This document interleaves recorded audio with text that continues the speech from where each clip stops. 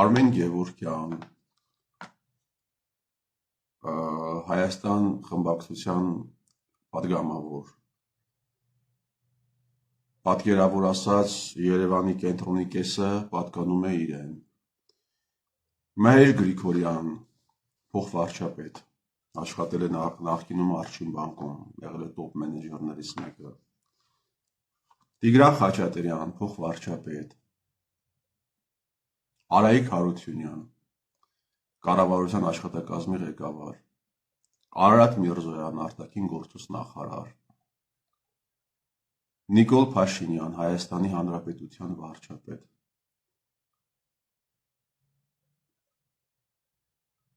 Տիգրան Ավինյան, Երևանի քաղաքապետ, Տարոն Մարգարյան, Երևանի նախկին քաղաքապետ,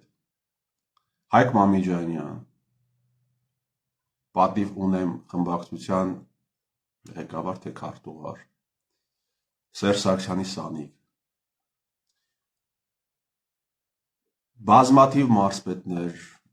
բազմաթիվ քաղաքապետեր, կարելի է շարունակել այս շարքը դնելով մարզպետների, քաղաքապետերի, Վարուժան Ներսիսյան, հարգելի բարեկամներ,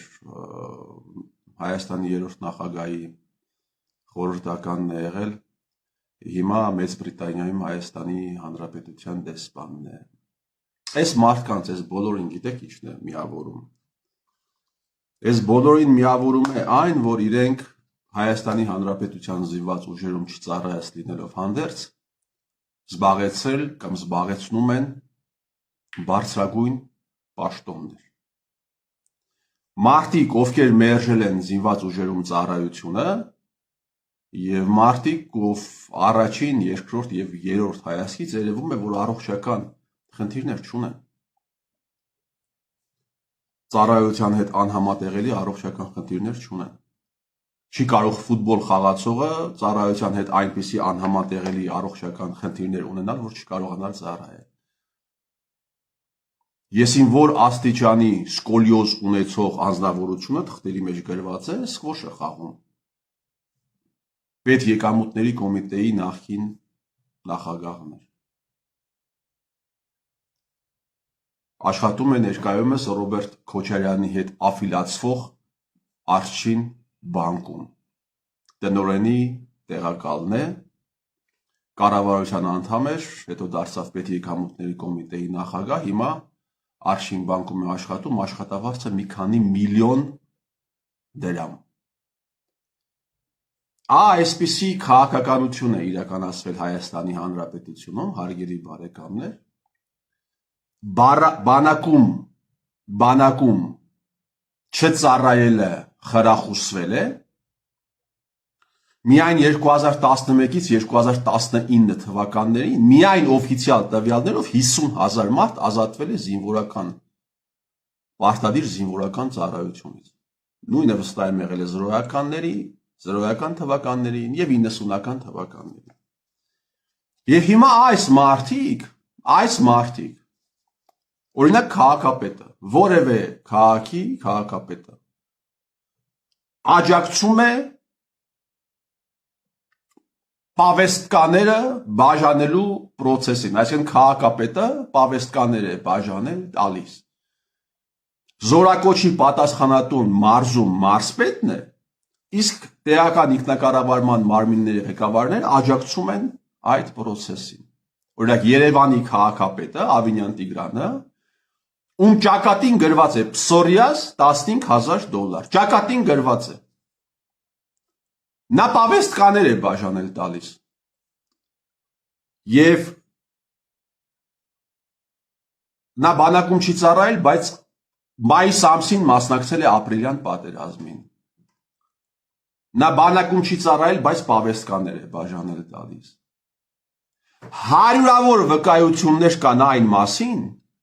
որ Հայաստանի Հանրապետությունում կան տարածքներ, կան դիրքեր, որտեղ հայ դիրքապահները, այսինքն սովորական քաղաքացին, ում տանում պավեստկա են տալիս 25-օրյա հավաքներին մասնակցելու համար, այդ քաղաքացին ժամանակավորապես դիրքապահ դարձած հասնում է դիրքեր անցնելով ադրբեջանական դիրքապահների հսկողության տակ գտնվող կետերի միջով, անցակետերի միջով։ Այսինքն պատկերավոր ասած Ավինյան Տիգրանով բանակում չի ծառայել,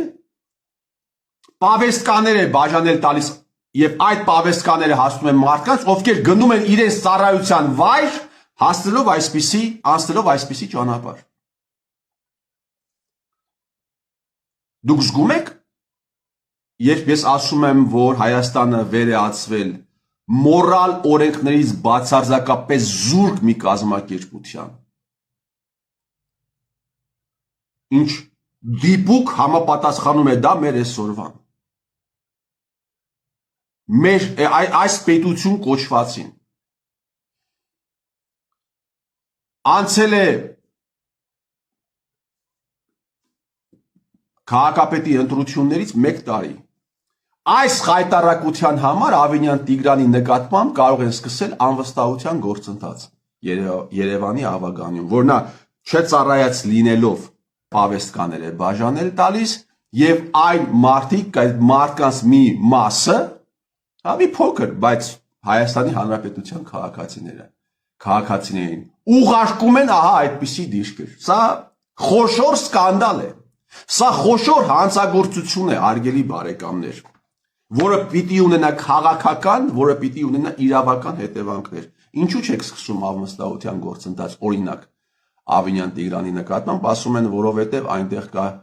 դոգի կուսակցությունից 2 անդամ, որոնց իշխանությունները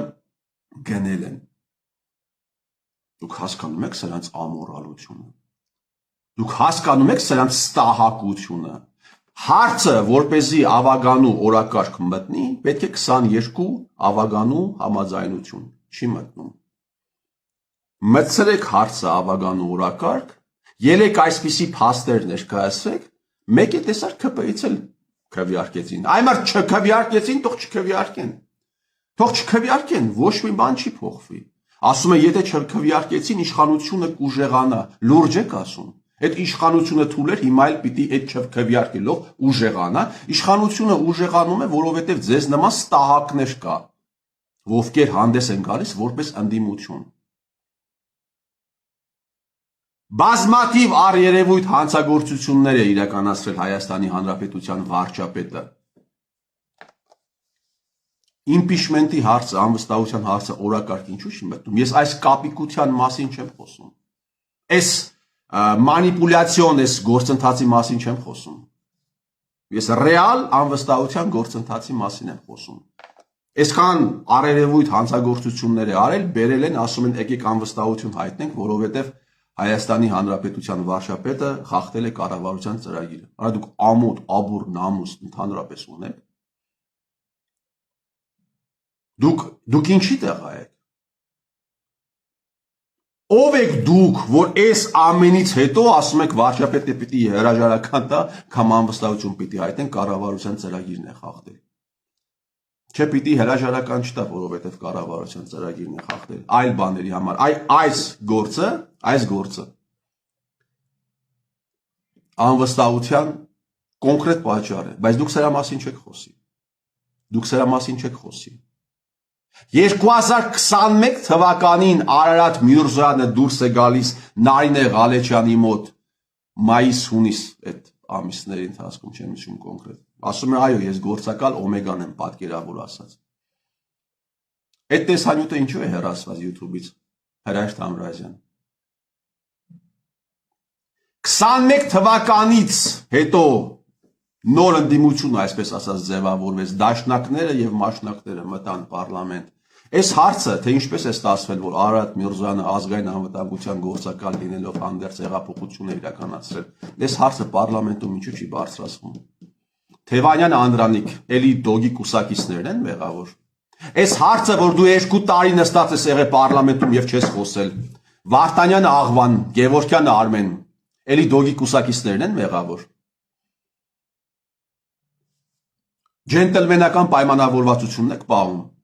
Նիկոլին իշխանության բերածների հետ։ Բա որ Նիկոլին իշխանության բերածները ջենտլմենական պայմանավորվածություն եք պահել եւ պահում։ Նիկոլից ինչ եք ուզում։ Նիկոլին իշխանության բերածների հետ պահում եք, ունեք ձեռք եք բերել պայմանավորվածություն եւ չեք խոսում որոշակի հարցերի վերաբերյալ։ Նիկոլից դուք բա ինչ եք ուզում։ Ինչ եք կախվել Նիկոլից։ Նավսյակի մարդկանց մոլորեցնելու համար։ Իսկ դու ինչի՞ ես ծառայել բանակում Թևանյան Անդրանիկ։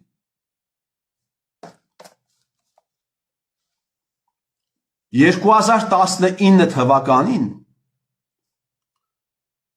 10 հարց եմ ուղղում Սերժ Սարգսյանին, անմիջապես քրեական գործ է հարուսում, հրապարակում է այդ գործը, դիզելի հայտնի գործն է։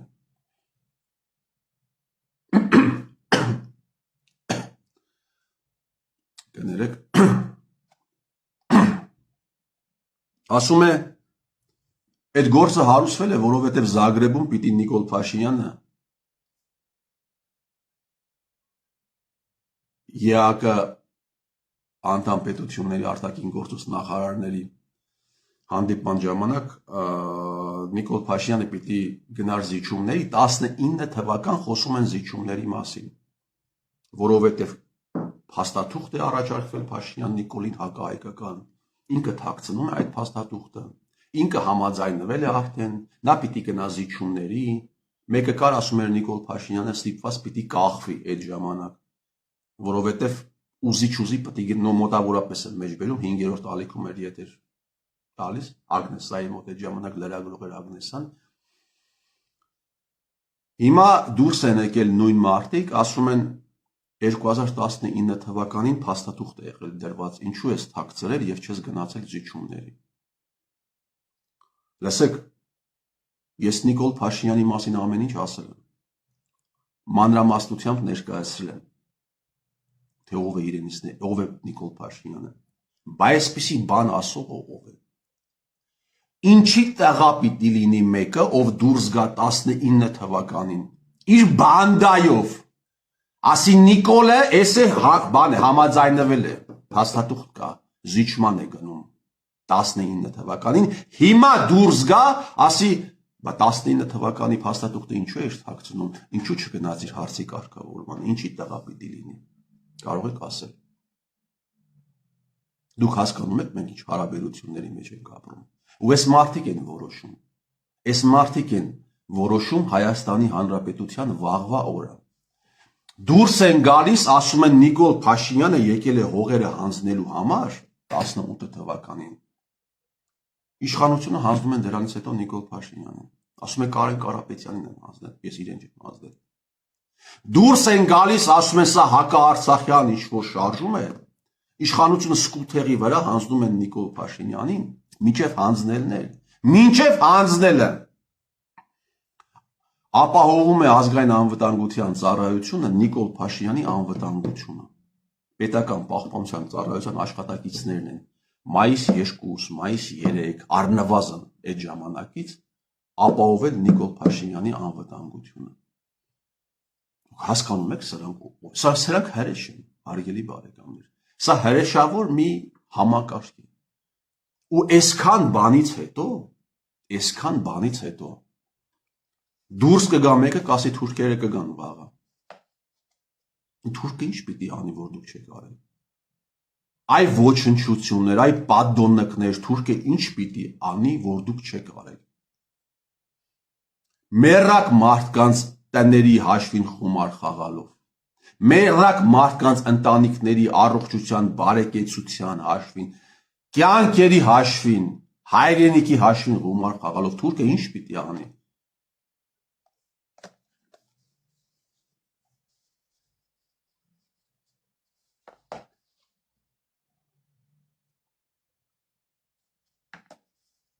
Ասում է Նիկոլը բան է անում։ Արա դուք որ չլինեք Նիկոլը առնվազն կես տարի հետո ինքը չի լինելու։ Դուք եք Նիկոլի հենարանը։ Հասկանում եք։ Դուք համ բերել եք Նիկոլին, համ պահում եք Նիկոլին, ստահակներ։ Ասում է բանը,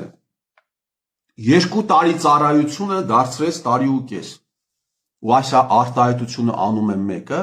այն օրը հարցազրույց է տալիս, եթե չեմ սխալվում, Civilnet-ին, Սերժիկի Սանիկը։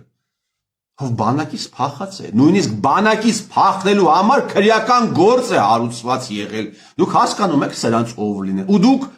դեռ զարմանում եք, թե ինչու է Նիկոլը մինչև հիմա իշխանության։ Ինչ որ մարդ կա, ով զարմանում է դրանից, հարգելի բարեկամներ։ Մարդը բանակից փախնում է,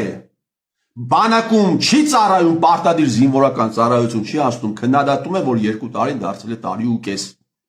Բանակից է խոսում այս անձնավորությունը։ Նիկոլի բանակին տված վնասներից է խոսում։ Քանի դուք կաք Նիկոլը հայել լինելու է։ Քանի դուք կաք Նիկոլը հայել մնալու է։ Ու սա այս համակարգը բան ենք, չէ՞։ Կարապետյանն արեք, մենք ենք չէ՞ ստեղծել, հրյաները չեն ստեղծել։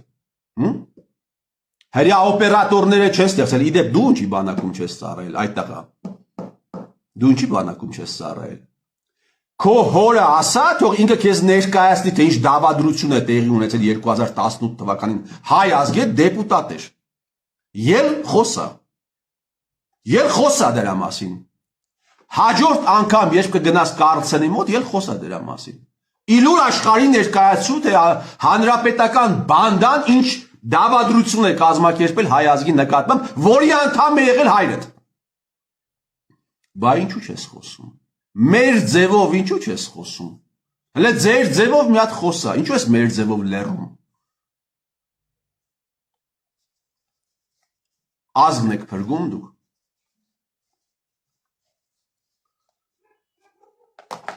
Լսեք, այս ամեն ինչը վաղ թե ուշ ավարտվելու է։ Այս ամեն ինչը վաղ թե ուշ ավարտվելու է։ Այսպիսի ռեժիմներ են կորել գրողի ծոցը։ Այսպիսի իշխանություններ են փլուզվել, սա էլ է փլուզվելու։ Դա Աստված փլուզի հայը, իսկ եթե ոչ, թող այն փլուզի օտարը։ Ու թող օրհնվի այդ օրը, երբ այս հանցագործ ստահակները այլևս չեն կարողանալու Հայաստանի Հանրապետությունում լինել որոշող։ Թող օրհնվի այդ օրը։ Սերժ Նիկոլին դու ես բերել իշխանության։ Դու ես բերել Նիկոլին իշխանության, Սերժ։ Սերժ, դու ուրիշ բոզ չունեիր։